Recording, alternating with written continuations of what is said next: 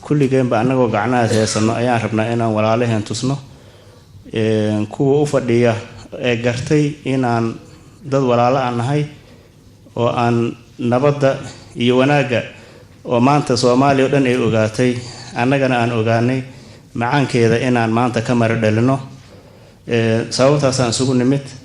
isku imaatinka maanta halkan aan isugu nimid macno weyn buu leeyahay dada mooda inaan waxaan isugu nimid ay yihiin waxaan macno lahayn laakiin taageerada waa wax muhiim ah in gobolkeena waa gobol qani ah waa gobol aad iyo aad u wanaagsan waa gobol qiimo leh waa gobol taariikhi ah in Ilaahay subhanahu wa ta'ala taariikhdiisa sharaftiisa isigiisa nagu soo celiyo kelmadii oo dardaarmaha waxaan rabaa inaan idin ilaalo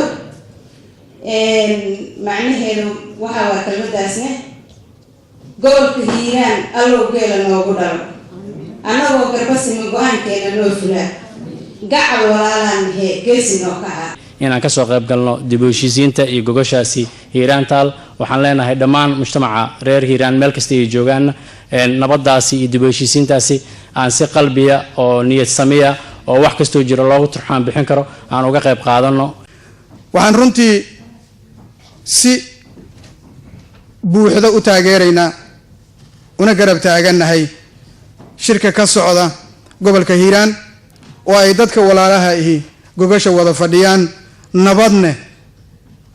go'aansadeen inay isla qaataan wax allaale iyo wixii dhacayna ay xal u helaan haddii aan nahay guddigii qabanqaabada oo ujeedadii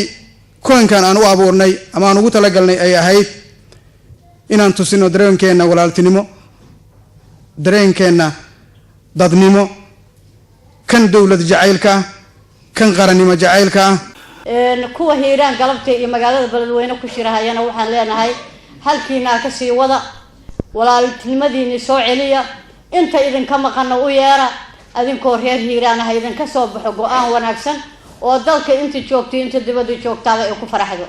dhammaan beelaha meesha degan kuna heshiinayaan inaan taageerno waa wax aad u qurux badan taageeradeenaas annagana waxaan leenahay